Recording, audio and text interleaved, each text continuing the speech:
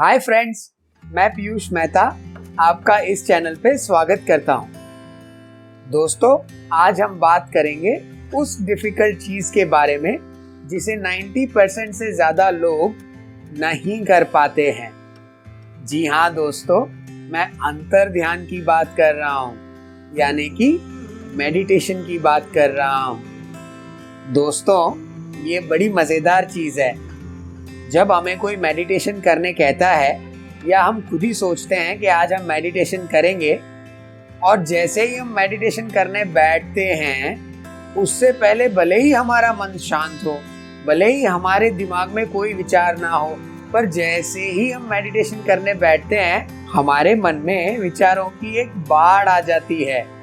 मान लो जाने double speed से हमारे विचार दौड़ रहे हों। ये ऐसा क्यों होता है? कभी सोचा है आपने कि चाहे पूरा दिन आपका मन सुस्त हो, आपका दिमाग सुस्त हो, लेकिन जैसे ही आप मेडिटेशन करने का सोचते हैं, सोचते भर के साथ ही आपको पता नहीं क्या क्या क्या ख्याल दिमाग में आने शुरू हो जाते हैं। ये क्यों होता है? या फिर ये पूछे, ये कैसे होता है? आइए इसको हम लॉजिकली समझते हैं। अगर मैं आपको ये पूछूं कि आप कितना वजन उठा सकते हैं, तो आप में से कोई कहेगा 20 किलो, कोई कहेगा 30 किलो, 40 किलो, 50 या कोई 100 किलो तक भी उठा सकता है।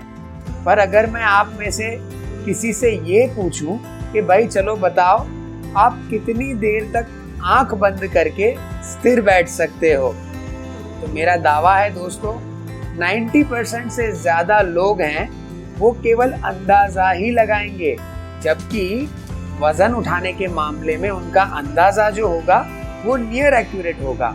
पर यहाँ पे जब स्थिर बैठने की बात आएगी तो फिर वो एक तुक्का लगाएंगे। अब ये क्यों हो रहा है? जब मैंने आपसे पूछा आप कितना वजन उठा सकते हो, तो आपके ब्रेन में जो आपका पास्ट एक्सपीरियंस है, वजन उठाने का कोई अनुभव रहा होगा या कभी आपने उठा के देखा होगा कि आपकी कैपेसिटी कितनी है, इसलिए आपके ब्रेन ने वो चीज को तुरंत रिकॉल कर दिया। पर जब मैंने आपको ये पूछा कि आप कितनी देर तक स्थिर बैठ सकते हो, आप तो कभी स्थिर बैठे नहीं, तो आपका ब्रेन रिकॉल किस चीज को करेगा? जब आपका ब्रेन किस चीज को रिकॉल नहीं करेगा तो फिर आप क्या करोगे? तुक्का ही लगाओगे ना। ये एग्जैक्टली उसी तरीके से है जैसे मान लो मैं आपको ये पूछ लूं कि आपको एक साथ स्टेयरकेस के 10 स्टेप्स चढ़ने हैं। अब हो सकता है कुछ लोग हाँ बोल दें, पर प्रैक्टिकली वो ना चढ़ पाएं। पर अगर मैं ये कहूं कि आपको 10 फीट लंबी स्टेयरकेस को स्टेप बाय स्टेप चढ़ना है, तो 10 फीट क्या, अगर वो 100 फीट लंबी भी स्टेयरकेस होगी तो आप स्टेप बाय स्टेप चढ़ के उसको पूरा कर लोगे। दोस्तों, ये जो कुछ भी है ना, वो हमारे ब्रेन का रिकॉलिंग पावर है। जो एक्टिविटी पहले हमने कभी की नहीं, उसका अनुभव हमारे ब्रेन में दर्ज नहीं है, बल्कि बचपन से हम लोग ब्रेन को फास्ट और शार्प बनाने में जुटे पड़े हैं। जाने अनजाने में हम हमारे ब्रेन को कई सारी एक्टिविटियों में उलझा रखते हैं। अब इन सारी एक्टिविटियों में जब पूरी उम्र हमने हमारे ब्रेन को उलझाया है, अब सडनली जब हमारे ब्रेन को हम ये मैसेज देंगे या ये कमांड देंगे कि तुम शांत हो जाओ, तुम्हें अब कोई एक्टिविटी नहीं करनी है, तो वो जो पोर्शन है शांत होने वाला या स्थिर होने वाला, वो तो हमारे ब्रेन को हमने प्रोग्रामिंग में डाल के ही नहीं दिया है, तो उस कमांड को वो कैसे एक्सेप्ट करेगा? अब आप मुझे पूछोगे तो फिर हम क्या करें? इसका सॉल्यूशन क्या है? मैं आपको आंसर देता हूं। इसका सॉल्यूशन है सीढ़ी। आपके मन में फिर सवाल आएगा, भाई सीढ़ी का और मेडिटेशन का क्या लेना देना है?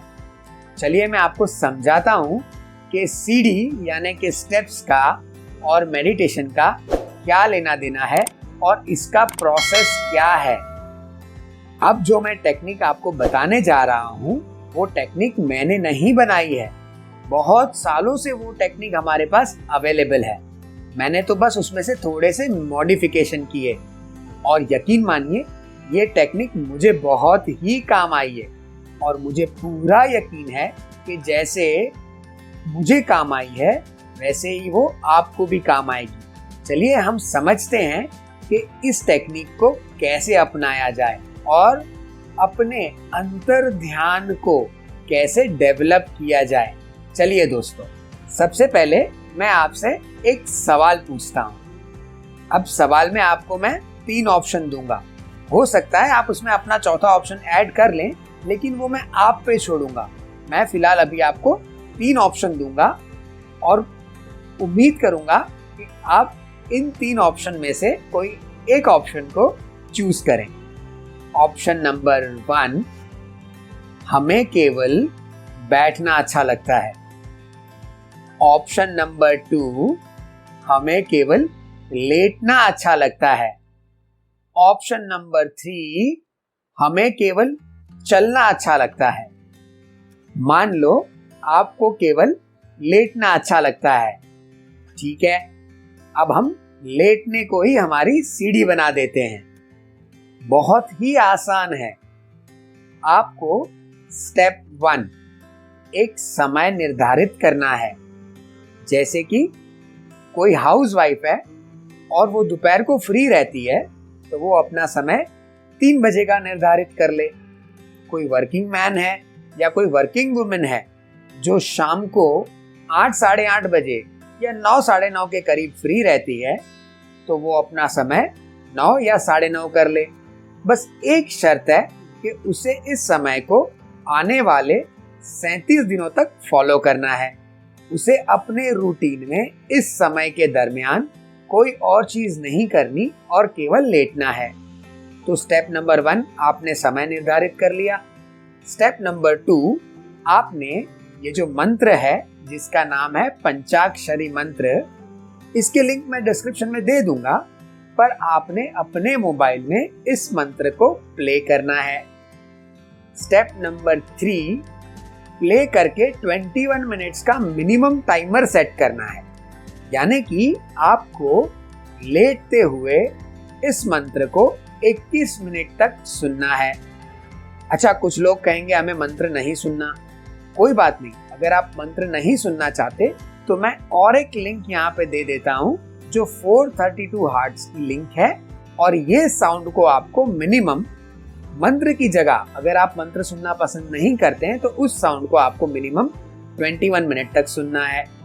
स्टेप नंबर 4, आपने सुनते वक्त आंखें बंद रखनी है और इस बात का ध्यान रखना है कि ये जो 21 मिनट्स है या उससे ज्यादा का समय, मान लो 30 मिनट जो है वो केवल आपके हैं और किसी के नहीं है।